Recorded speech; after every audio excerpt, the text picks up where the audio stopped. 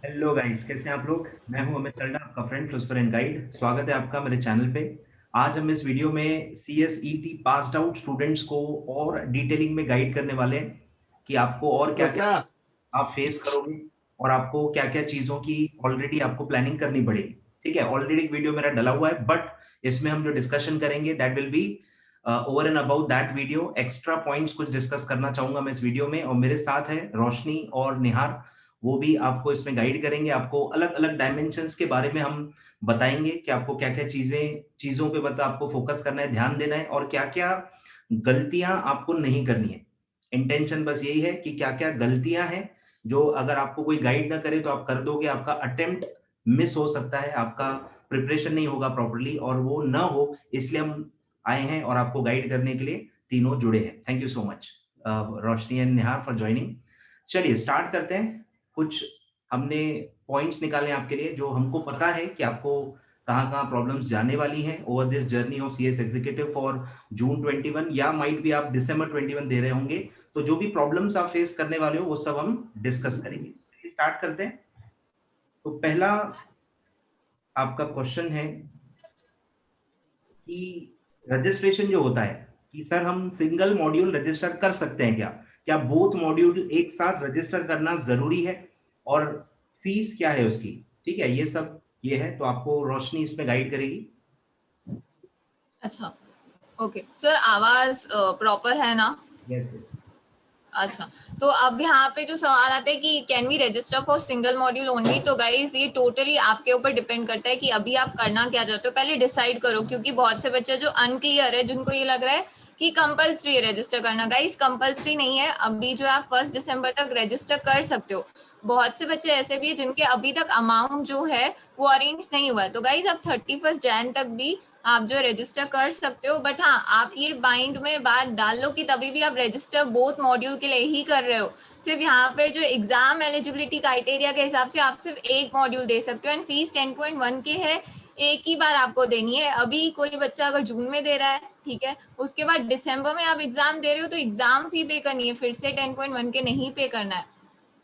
और उसके बाद नेक्स्ट सवाल जो पूछा है, is it compulsory to register for both groups, तो कंपल्सरी नहीं है, आपके ऊपर है, आप डिसाइड करो अभी करना क्या चाहते हो। ठीक है, क्योंकि आपके पास जितना टाइम है, आपकी कमिटमेंट क्या है, उस हिसाब से डिसाइड करो। और उसके बाद नेक्स्ट सवाल है कि if I fail in June 2021 then I have to pay the registration fees again, तो गाइज नहीं, आपको फिर से registration fee पे नहीं करना है, सिर्फ 1200 जो अमाउंट है वही पे करना होगा। और जिस मॉड्यूल में आप फेल हो रहे हो वही फिर से देना है। ये नहीं कि मैंने जो है जो क्लियर कर लिया है जस्ट बिकॉज मैंने बोथ ग्रुप नहीं दिया तो फिर से कोई एग्जाम देना है, ऐसा नहीं है। जिसमें फेल हो रहे हो वही एग्जाम आपको फिर से देना होगा।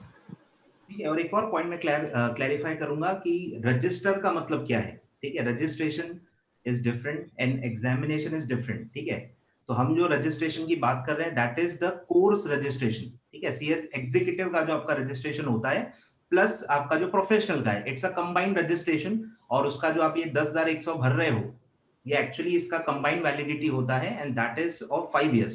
ऑब्वियसली प्रोफेशनल के लिए अलग से फिर से फी लगती है, बट वैलिडिटी जो होती है that is combined of executive as well as professional, और वो 5 साल होती है। ठीक है, तो टेंशन बिल्कुल भी नहीं लेना है आपको। 5 साल तक आपको मतलब टाइम मिलेगा, और आप इसको एक्सटेंड भी करा सकते हो। डिनोवो रजिस्ट्रेशन का ऑप्शन होता है, तो आप इसको और 5 साल एक्सटेंड कर सकते हो बाई पेइंग 2,000 रुपीज। ठीक है, तो बार बार नहीं भरना है, टेंशन नहीं लेना है, बार बार सिर्फ आपको एग्जाम फॉर्म भरना है और एग्जाम फी भरना है। ठीक है, चलिए नेक्स्ट पे आते हैं कि सर ये प्री एग्जाम क्या है। ठीक है, आपको पहली बार ये टर्म सुना आया होगा कि प्री एग्जाम भी आपको देना है in addition to the main exam which you are about to give.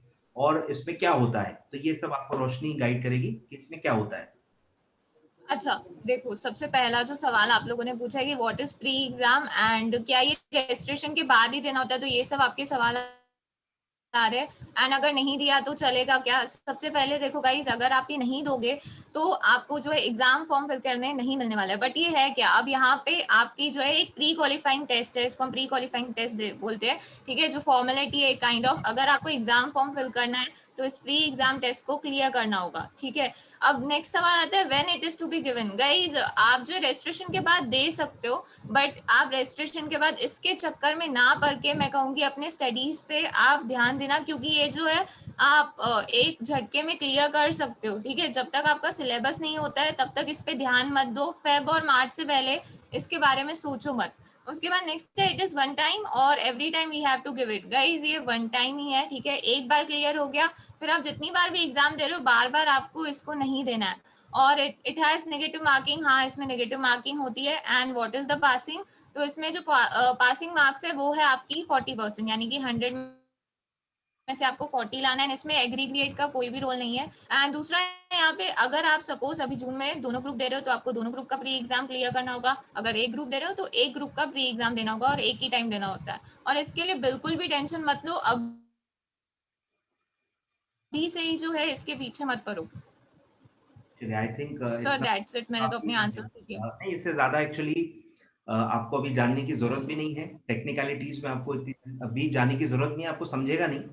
और सही टाइम पे हमारे थ्रू ही आपको और गाइडेंस मिलेगा डिटेलिंग में कि आपको ये कैसे देना है, वेबसाइट क्या है, login, first time login ID password क्या होते हैं, और जो भी टेक्निकलिटीज है आपको एक एक करके जब समय आएगा तब आपको प्रॉपर टाइमली गाइडेंस मिलेगा। इट्स टू अर्ली टू बहुत ज्यादा ड्रिल डाउन करने की इसमें जरूरत नहीं है, और सही टाइम पे आपको हमारे से कम्युनिकेशन मिल जाएगा। चलिए, फिर नेक्स्ट है कि अगर आप जून में एक मॉड्यूल अपीयर करते हो, ठीक है, कोई भी मॉड्यूल अपीयर कर सकते हो, मॉड्यूल 1 और module 2, which ever you select, if you are registering after 30 November, तो आप एलिजिबल ही एक मॉड्यूल के लिए रहेंगे।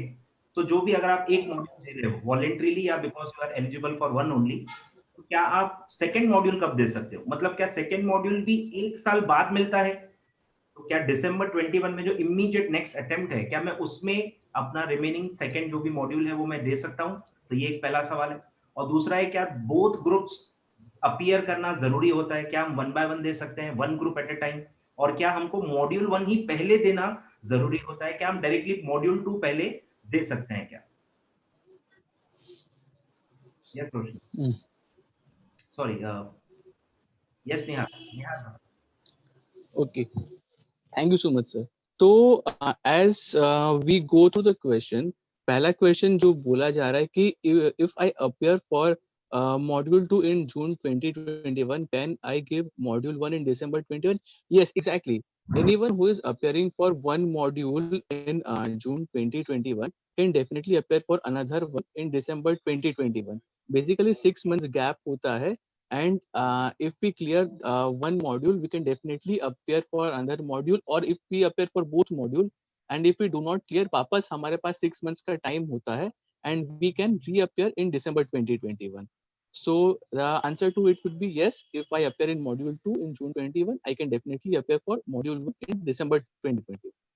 Coming to the second part, is it compulsory to appear for both groups together, or we can give one by one? So to be very honest, it actually depends on the preparation. You are the best person to decide whether I should appear for both module or one. अगर preparation है, both appear करो. अगर नहीं है, then मत करो. But generally it is advisable कि module 2 या at least one module should be appearing in June 21.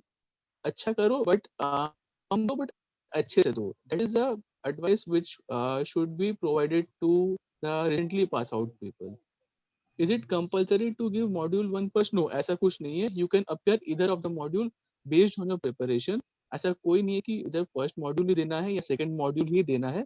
You can appear any of the module based on your preparation. Good.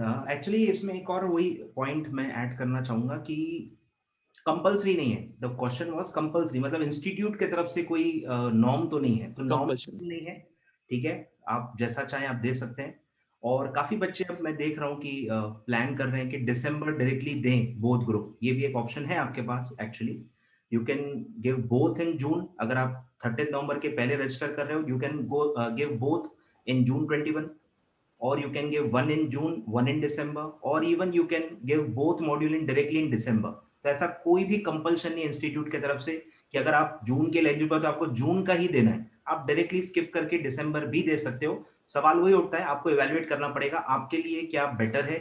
और कितना वही समय लगता है आपको ये समझ में पहले आएगा, धीरे धीरे से आप स्टार्ट करोगे आपको समझ में आएगा कि कितना टाइम लगता है प्रिपरेशन के लिए और आपके लिए क्या आपको बेटर लगता है। वन बाय वन बेटर रहता है actually, one group at a time मैंने देखा है कि बच्चे आसानी से क्लियर कर लेते हैं। बोथ का प्रेशर अलग ही रहता है, आप जून में दो, दिसंबर में दो, अगले जून 22 में दो, डबल ग्रुप जब भी आप देते हो वो प्रेशर आपके पास हमेशा रहेगा।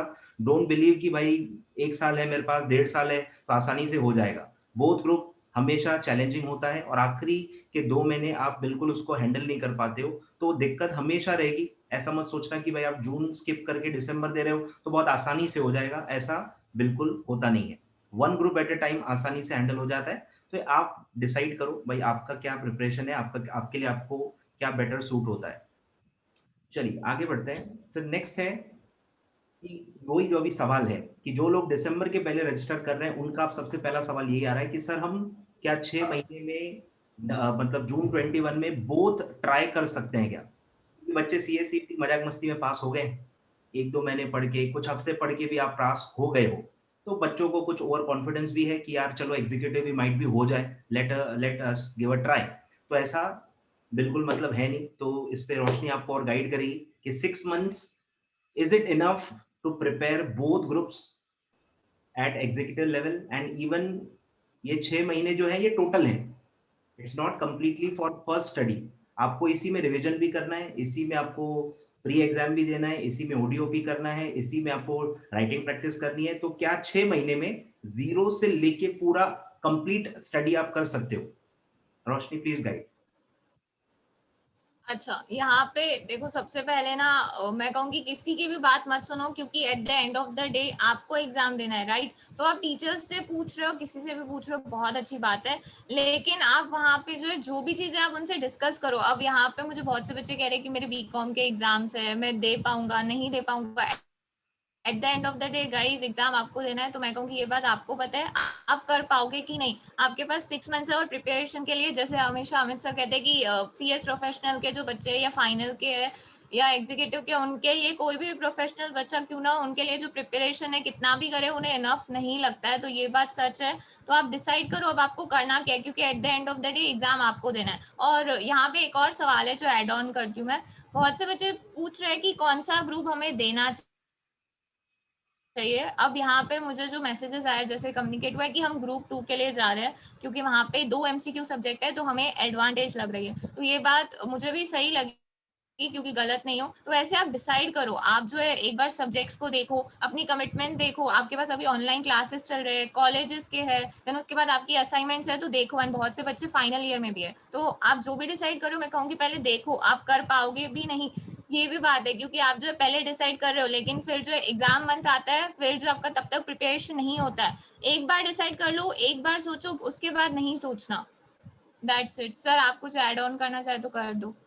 नहीं बस वही है कि मतलब आपको बस पहले समझना है कि आप क्या चीज से भिड़ रहे हो, आप क्या फेस करने वाले हो। आप पहले समझ लो कि क्या वो चीज़ है। और सीएसईटी से बिल्कुल कंपेयर मत करो कि सीएसईटी आपका ऑनलाइन था, आपको आपने कुछ लिखा ही नहीं। यहाँ पे आपको 8 में से 5 पेपर रिटन पेपर्स हैं और जो एमसीक्यू हैं भी तो वो नेगेटिव मार्किंग के साथ है और लेवल ग्रेजुएशन से काफ़ी हद तक ज़्यादा होती है एग्जीक्यूटिव की।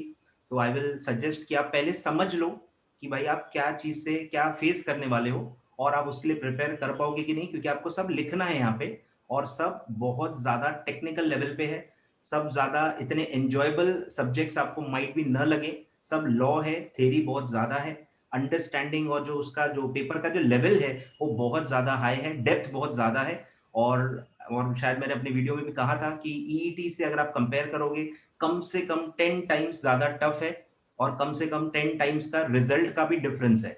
अगर मैं कहूँ ऑन एन एवरेज 5-6% रिजल्ट होता है बोथ ग्रुप्स का, तो वहां पे आप सीएसईटी खुद ही देख चुके हो 80% रिजल्ट है। तो 10 टाइम्स का जो रेशियो है ये तो रिजल्ट में भी काफी हद तक विजिबल है अभी। तो थिंक बिफोर यू एक्ट, ठीक है, बस ये कहूंगा मैं, सोच लो क्या चीज से भिड़ रहे हो ताकि प्रिपरेशन भी फिर आपको उसी लेवल से करना पड़ेगा। ठीक है, चलिए आगे बढ़ते हैं। अब है sir ODOP, one day orientation programme.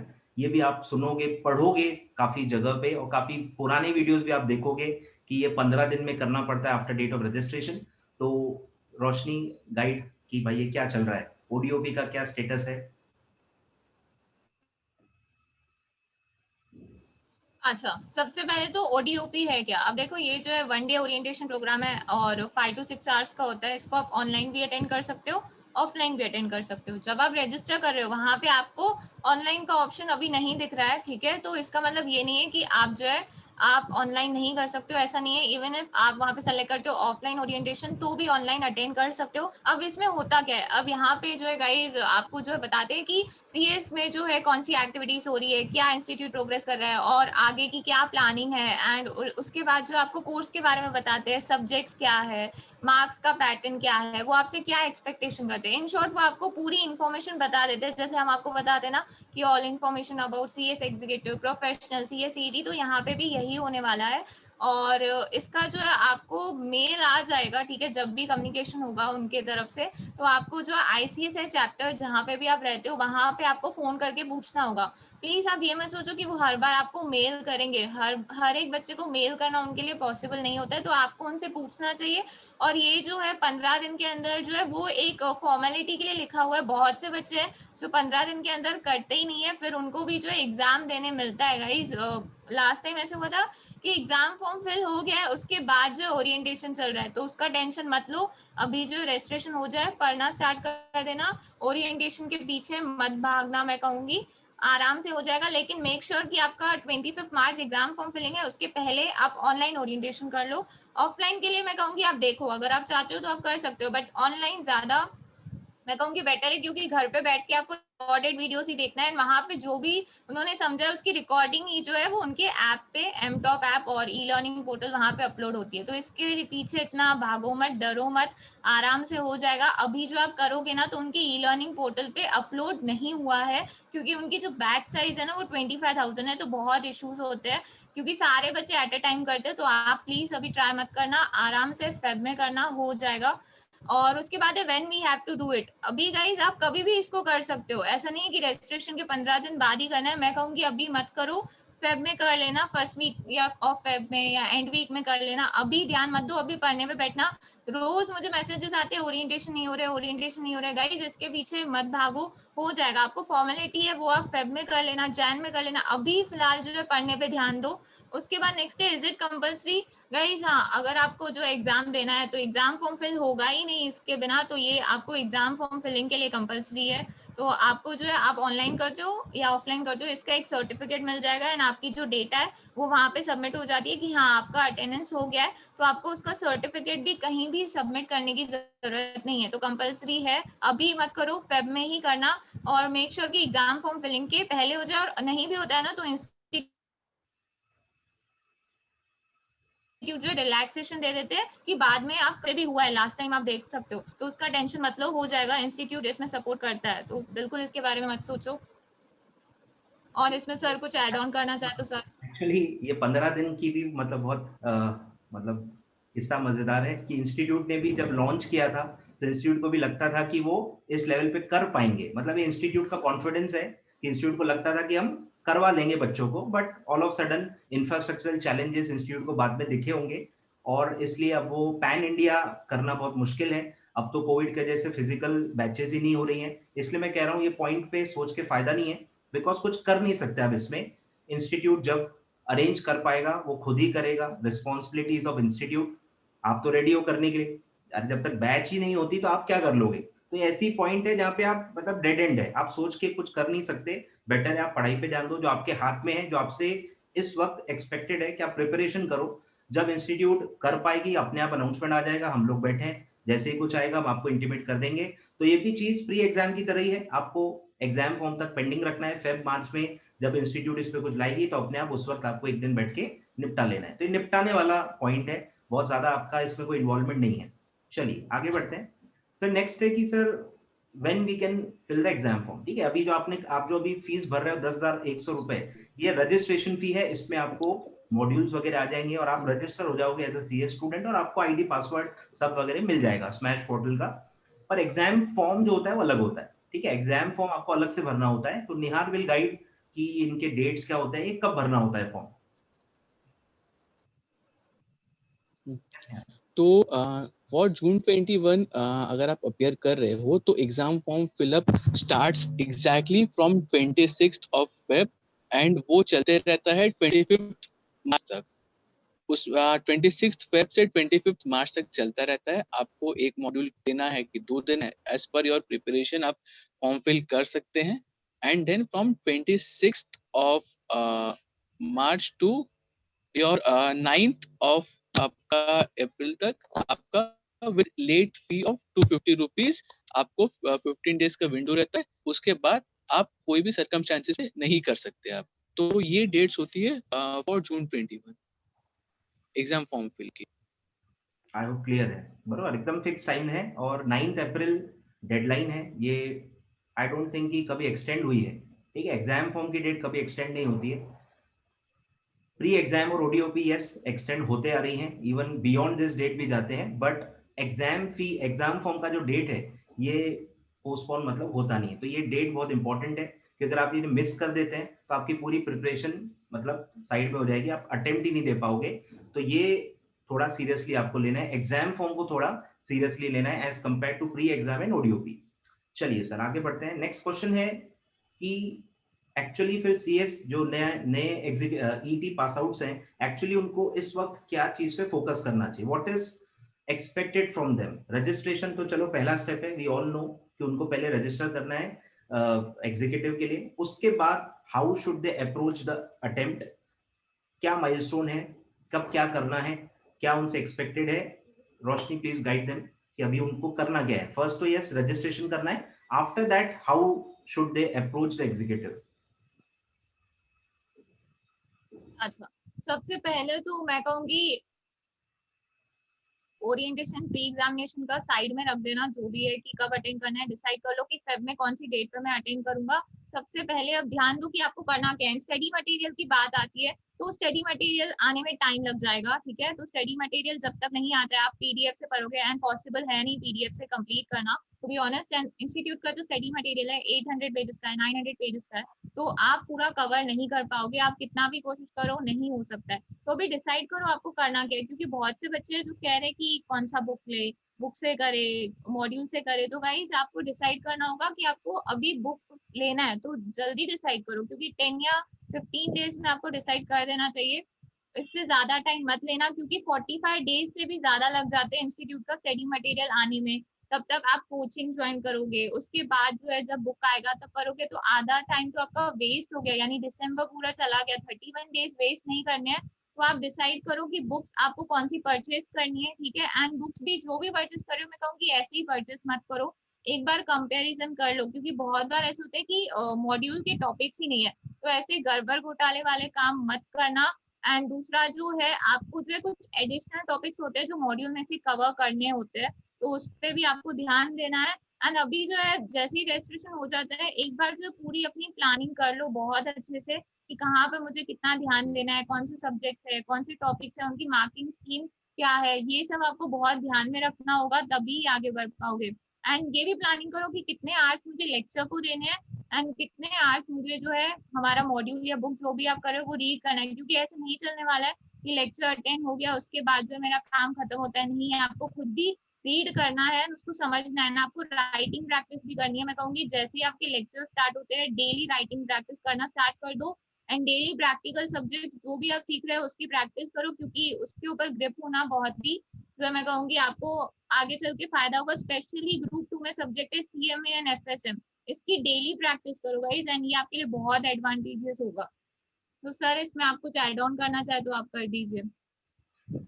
इसमें एक्चुअली फोकस वही है, मुझे मतलब जो आप गलती करोगे मैं वो बता रहा हूँ कि सबसे पहले लोग रजिस्टर ही लेट करेंगे, ठीक है, सबसे पहला।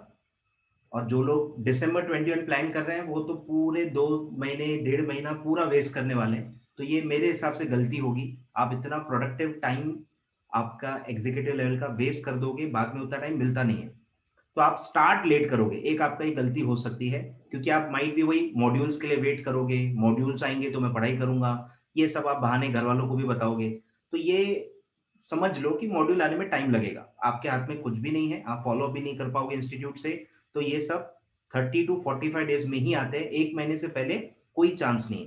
और जब वो आ भी जाएंगे तो आपको समझ में आ जाएगा कि भैया ये अपन नहीं पढ़ पाएंगे, मतलब समझ रहे हो आप, खुश नहीं, थोड़ा मायूस हो जाओगे मॉड्यूल्स देख के, क्योंकि वो सब 700 800 900 पेज तक वो मॉड्यूल्स हैं, और इतने डल मॉड्यूल्स हैं, डल इन द सेंस लैंग्वेज और फॉन्ट और वो सब की वजह से इतने अट्रैक्टिव नहीं लगेंगे आपको कि आप इतना दिन भर वो सब पढ़ पाओ। ठीक है, तो आपको रेफरेंस बुक से ही पढ़ना पड़ता है नॉर्मली। और सबसे बड़ा इसमें पंगा ये भी है कि अमेंडमेंट्स की प्रॉब्लम है, कि आपको अगर पता, अभी आप वही आपको पता चलेगा नेक्स्ट पॉइंट में आगे मैं डिस्कस करने वाला हूँ, कि अमेंडमेंट्स का भी कंसेप्ट होता है। आपका जो एग्जाम है जून 21 में, उसके लिए अमेंडमेंट जो होते हैं वो 31 दिसंबर तक होते हैं, मतलब 6 मंथ्स का कट ऑफ होता है, वहां तक के अमेंडमेंट्स आपको पढ़ने होते हैं। अब हम बैठे हैं सर नवंबर में, तो दिसंबर तक का अमेंडेड बुक आपको नवंबर में मिलेगा कैसे? अवेलेबल ही नहीं। दिसंबर होने के बाद लोग अमेंडमेंट्स पढ़ते हैं, इनकॉर्पोरेट करते हैं, और फिर फ्रेश बुक अपडेट होती है। तो आपको मेरा ये एडवाइस रहेगा कि आप स्टार्ट करो, बट ऐसे सब्जेक्ट से करो जहां अमेंडमेंट्स काफी कम होते हैं या नहीं होते हैं। ऐसे सब्जेक्ट्स आप अभी भी स्टार्ट कर सकते हो, क्योंकि वो बुक्स ज्यादा चेंज होती नहीं है। खासकर एग्जाम्पल दूंगा तो मैं एफएसएम जैसे मेरा सब्जेक्ट है, तो उसमें अमेंडमेंट्स ही नहीं होती। एडिशन हो सकता है सिलेबस में, बट अमेंडमेंट नहीं होते हैं, तो आप कभी भी स्टार्ट कर सकते हो। कॉर्पोरेट अकाउंटिंग भी सेम ऐसा ही है। इवन फर्स्ट ग्रुप में तो खैर ऑलमोस्ट चारों सब्जेक्ट्स में अमेंडमेंट होते हैं, जेआईजीएल में भी होते हैं, और एसबीसी में भी होते हैं, कंपनी लॉ में तो बहुत ज्यादा अमेंडमेंट्स हैं इस बार, और टैक्स में भी ऑलमोस्ट हर बार अमेंडमेंट्स होते हैं। तो फर्स्ट ग्रुप में तो चारों सब्जेक्ट्स में ऑलमोस्ट अमेंडमेंट होते ही हैं। सेकंड मॉड्यूल में अगर आप देखो, सीएम में, एफएसएम में ना के बराबर होते हैं, ईबीसीएल और एसएलसीएम में भी ठीक ठाक अमेंडमेंट्स होते हैं।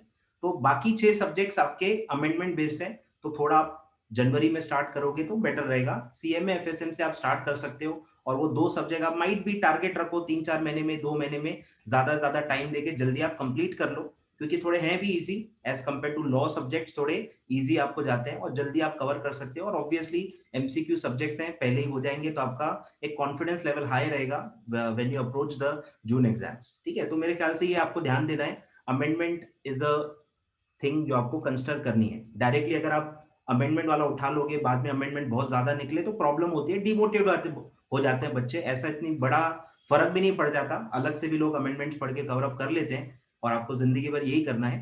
बट फिर भी आप ऐसे स्टेज पे हो जो आपको काफी डिमोटिवेशन होगा, बहुत सारे अमेंडमेंट अलग से पढ़ना थोड़ा जान पे आता है बच्चों को।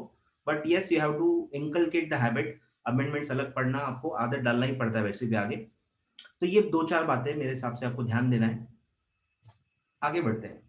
फिर है सर आपका कि वही फिजिकल मॉड्यूल्स मिलते हैं क्या, क्योंकि ईटी में आपको पता ही है कि फिजिकल मॉड्यूल्स मिले ही नहीं थे आपको, पीडीएफ मिला था। तो एग्जीक्यूटिव में मिलते हैं क्या, और मिलते हैं तो कब मिलेंगे, और क्या हमको अलग से पैसे देने पड़ेंगे? यस रोशन। अच्छा, आपको जो है फिजिकल मॉड्यूल मिल जाएंगे आपके जो है घर पे ही, वो जो है आपको डिलीवरी दे देंगे, एंड डिलीवरी का कोई भी एक्स्ट्रा चार्जेस नहीं है। और उसके बाद जो है कब, तो गाइस यहाँ पे जो है अभी तक जिन्होंने जो है अगस्त में रजिस्टर किया था, अगस्त एग्जाम के बच्चों ने जिन्होंने क्लियर किया है, तो सितंबर अक्टूबर में जिन्होंने रजिस्टर किया है इनिशियल स्टेज में, रिजल्ट के बाद उनके अभी तक जो है स्टडी मटेरियल नहीं आए हैं। तो आप समझ सकते हो कि 45 डेज से ऊपर टाइम जा सकता है, क्योंकि वो प्रिंट होने में भी टाइम लगता है। तो आप जो है, मैं कहूंगी स्टडी मटेरियल का इतना ज्यादा टेंशन नहीं लो कि स्टडी मटेरियल आएगा तो ही मैं पढ़ूंगा, नहीं, आपको पहले से ही पढ़ना स्टार्ट कर देना है। इसी के लिए मैंने कहा कि डिसाइड कर लो क्या करना है, बुक्स रेफर करने हैं या आपको जो है मॉड्यूल का वेट करना है। तो ये अब आपके ऊपर है, मैं आपके ऊपर छोड़ देती हूँ। एंड उसके बाद नेक्स्ट है, आर वी सपोज टू पे फॉर मॉड्यूल सेपरेटली? नहीं गाइस, आप जो 8.5 के फी पे करते हो, 10.1 के ओरिएंटेशन फी, एग्जाम की फी मिला के, तो 8.5 के जो जनरल है जिसमें education fee and e learning है उसमें इंक्लूडेड है, आपको कुछ भी पे करने की जरूरत नहीं है। अब कल जो है मुझे मैसेज आया था कि हम जो है ई कार्ड से परचेज कर लेते हैं, इंस्टीट्यूट के ई कार्ड से परचेज कर लेंगे, वहां पे लिखा हुआ है 20 दिन में बुक आ जाती है। गाइज बहुत से बच्चों ने ऐसे ऑर्डर कर दिया है, वहां पे भी सेम टाइम लगता है, 45 डेज तक लग जाते हैं। तो ऐसे मत करो प्लीज, आप ज्यादा इन्वेस्ट मत करो, क्योंकि ऑलरेडी तो इन्वेस्ट कर लिया ना। आप ये सोच रहे हो कि जल्दी आ जाएगा, ऐसा नहीं होने वाला है।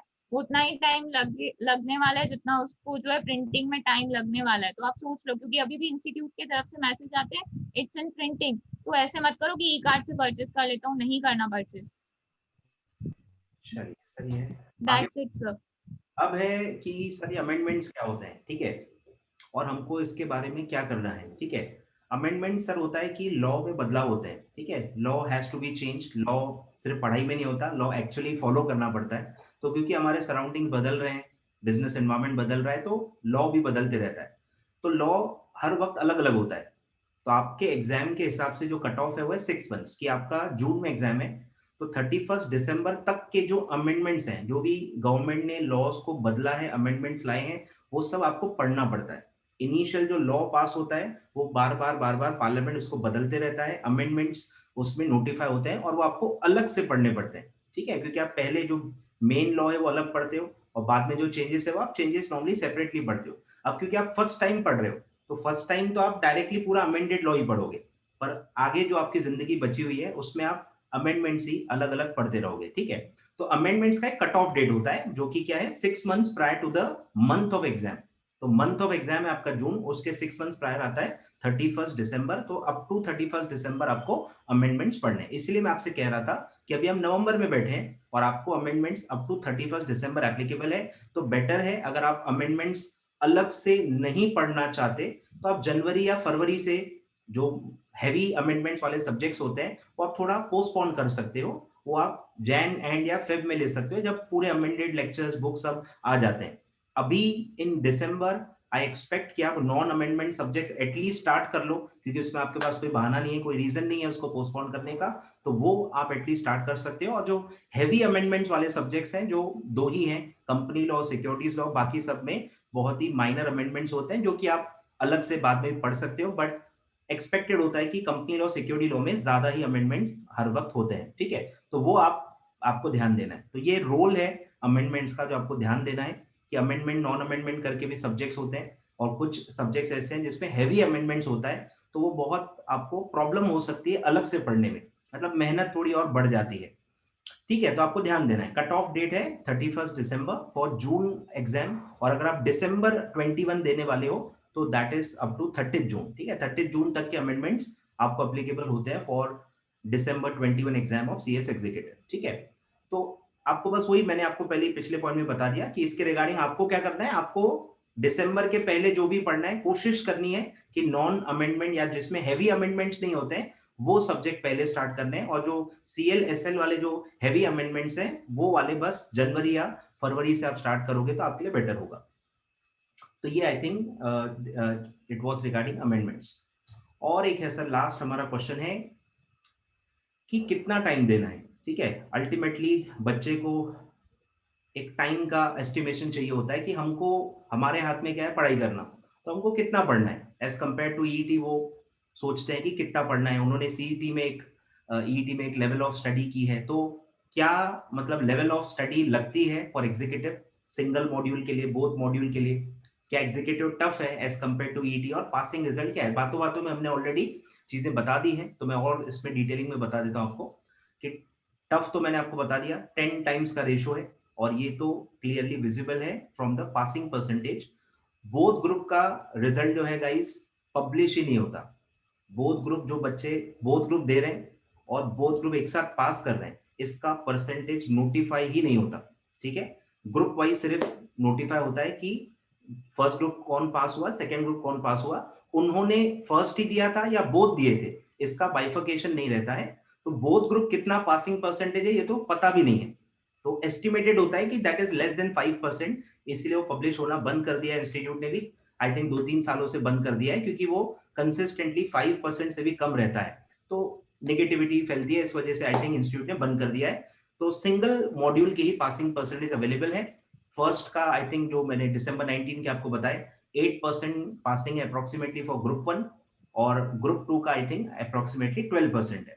तो ये आपके पासिंग परसेंट है, 8% फॉर ग्रुप 1, 12% फॉर ग्रुप 2, ठीक है। तो ग्रुप 2 थोड़ा इजी है, विजिबल है। और दूसरी बात है कि आपको कंपेयर करना है ईईटी से। ईईटी का आपको बताइए, फर्स्ट ईईटी का रिजल्ट भी आई थिंक 77% आया था और सेकंड का 79% आया, तो परसेंटेज से आप समझ सकते हो कि भैया कितना इनफ्लो है और कितना आउटफ्लो है, ठीक है। तो 10 टाइम्स का आपको एफर्ट बढ़ाना पड़ेगा, समय उतना ही है, सब्जेक्ट्स बढ़ जाएंगे, आपका प्री एग्जाम ये वो कॉम्प्लायंसेस बढ़ जाएंगे, डिफिकल्टी लेवल बढ़ जाएगी, बट टाइम उतना ही मिलेगा, टाइम बहुत ज्यादा आपको मिलेगा नहीं उसके हिसाब से, ठीक है। तो मेरे हिसाब से अगर आप स्टार्ट कर रहे हो, सिंगल ग्रुप से स्टार्ट कर रहे हो, तो I think 4 to 5 hours enough है टू स्टार्ट विद, क्योंकि एकदम से आप 8-10 घंटे पढ़ भी नहीं सकते। तो 3-4 घंटे 5 घंटे भी अगर आप स्टार्ट करते हो दिसंबर जनवरी, और ग्रेजुअली आप 1-2 घंटे और बढ़ा देते हो, तो आई थिंक जून के लिए इनफ है if you are appearing for single group. Single group में 4 से 6 घंटे कंसिस्टेंट स्टडी अगर है तो 4 से 6 घंटे काफ़ी होते हैं, उससे ज़्यादा की रिक्वायरमेंट नहीं है। ऑब्वियसली आखिरी 15-20 दिन में आपको टाइम बढ़ाना पड़ेगा, बट कंसिस्टेंटली अभी से लेके अगर मैं मार्च, अप्रैल तक की बात करूँ तो आपको 4-5 घंटे एन्श्योर करना है कि आप मिनिमम 4-5 घंटे पढ़ो। बोथ ग्रुप में ऑलमोस्ट डबल हो जाती है रिक्वायरमेंट, 8-9 घंटे आपको स्टार्टिंग से लेके एंड तक पढ़ना पड़ता है और इसीलिए मैं कह रहा था कि both group is not easy. आपको बहुत ज़्यादा पढ़ना है, बहुत ज़्यादा सब्जेक्ट का कवरेज होता है, बार-बार आप भूल जाते हो, तो आपको बार-बार हर 1 महीना, 2 महीना, ढाई महीना आपको फिर से रिवाइज़ भी करना पड़ता है। सिर्फ़ एक बार क्लासेस करके पढ़ के काम खत्म नहीं होता, you have to continuously revise it. तो ये बहुत बड़ा एक एफर्ट भी बोथ ग्रुप में लगता है और आखिरी में तो और ज़्यादा प्रेशर बढ़ जाता है। आखिरी 2 महीने में आपको 10-12 घंटे का एक शेड्यूल बनाना पड़ता है और वही टेस्ट सीरीज ये वो बहुत सारी चीजें आपको बोथ ग्रुप में करनी होती है। ठीक है, तो टफ है पर डरने की बात नहीं है। आपको अपने आप पे थोड़ा भरोसा रखना पड़ेगा, अपने एफर्ट्स पे भरोसा रखना पड़ेगा कि आप कर लोगे। तो ये थोड़ा एक लीप ऑफ फेथ आपको रखना पड़ेगा और उस अप्रोच से, उस माइंडसेट से आपको एग्जीक्यूटिव अप्रोच करना पड़ेगा। ऑब्वियसली थोड़ा टफ जाएगा but I think with efforts it's achievable और काफी लोग इसलिए पास भी हो जाते हैं, कोई बड़ी बात भी नहीं है। बस थोड़ा आपको पता होना चाहिए कि आप क्या चीज में जा रहे हो, आपको कितने एफर्ट करने पड़ेंगे, नहीं तो आपका फिर टाइम वेस्ट हो जाएगा। टाइम तो सब चीजें सिखाई देगा बट फिर वो टाइम वेस्ट हो जाता है और कुछ नहीं। तो आई थिंक ये मैं कहना चाहता था इसमें। तो बस 10 सवाल थे जो मुझे गाइड करने थे, हम इसी के लिए आए थे। और आई थिंक इसके अलावा कुछ आपको पूछना है तो आप डेफिनेटली वीडियो में कमेंट करके पूछ सकते हैं या वन ऑन वन हमको पूछ सकते हैं, जो भी आपको सही लगता है। रोशनी कुछ कंक्लूड करने के लिए कहना चाहती हो, कह दो। कंक्लूड करने के लिए तो मैं यही कहूंगी, अभी जो है ना, देखो जो भी डिसीजन ले रहे हो बहुत ही सोच समझ के लो एंड सब एक बार चीजों को डिसाइड कर लो, देख लो क्या है। ऊपर ऊपर से चीजें पता चल रही है तो उसके ऊपर बिलीव मत करो कि कोई भी आपको कह रहा है कि नहीं ऐसे करना है, ऐसे करना है, इजी है ये वो। गाइस आपको पढ़ना पड़ेगा। बहुत से बच्चे ऐसे जो कहते हैं कि मेरा फ्रेंड ना कह रहा है कि 1 महीना पहले पढ़ के मैं क्लियर हो गया नोट। गाइस ऐसी चीजों पे ना बिलीव मत करो। प्रोफेशनल कोर्स में ऐसे करना पॉसिबल नहीं होता है। तो आप अगर ऐसी कुछ भी गलतियां कर दोगे ना, छोटी सी छोटी मिस्टेक ना आपको आपकी अटेम्प्ट कॉस्ट कर देगी। एंड आपको जो है सीए सीईटी का बहुत ही अच्छा मौका मिला है। आप बहुत जल्दी आ गए हो जल्दी सीएस एग्जीक्यूटिव में, वरना हमें टाइम लगता था। आप बहुत ही जल्दी जंप मार लिया आपने। तो प्लीज आपकी जो है ना अटेम्प्ट आपको कॉस्ट कर सकती है, एक मिस्टेक कर दी तो। इसके लिए जो भी डिसीजन लो बहुत ही अच्छे से लो एंड बस एक बार ही सोचना, बार बार नहीं सोचना। बहुत से बच्चे ना डीमोटिवेट हो जाते हैं बीच में, तो बार बार सोचोगे तो काम खराब हो जाएगा। एक बार सोच लो क्या करना है, बार बार नहीं सोचना है आपको। बस डिसाइड कर लिया देना है तो देना है, फिर सोचने की बात नहीं होती है। That's also. नेहा।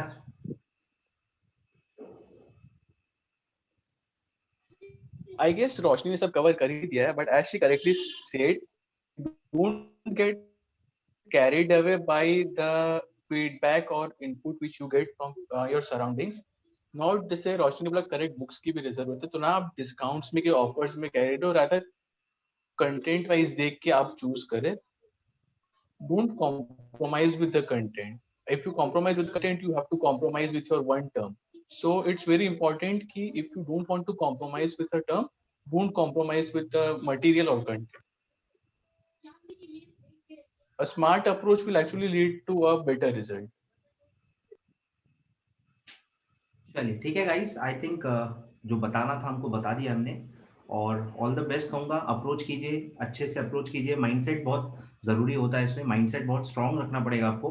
और हम हैं ही, टाइम टू टाइम आपको अपडेट्स देते रहेंगे, जो भी रहेगा ओडीओपी प्री एग्जाम या जो भी इंस्टीट्यूट के अनाउंसमेंट होते हैं with regarding to CS executive, आपको हमारे चैनल्स पे मिलते रहेगा। Thank you so much for joining. Video like कर देना भाई, अच्छा लगा हो, और शेयर कर देना फ्रेंड्स को, ताकि उनको भी ये सारी चीज़ें पता चल जाए। Thank you so much.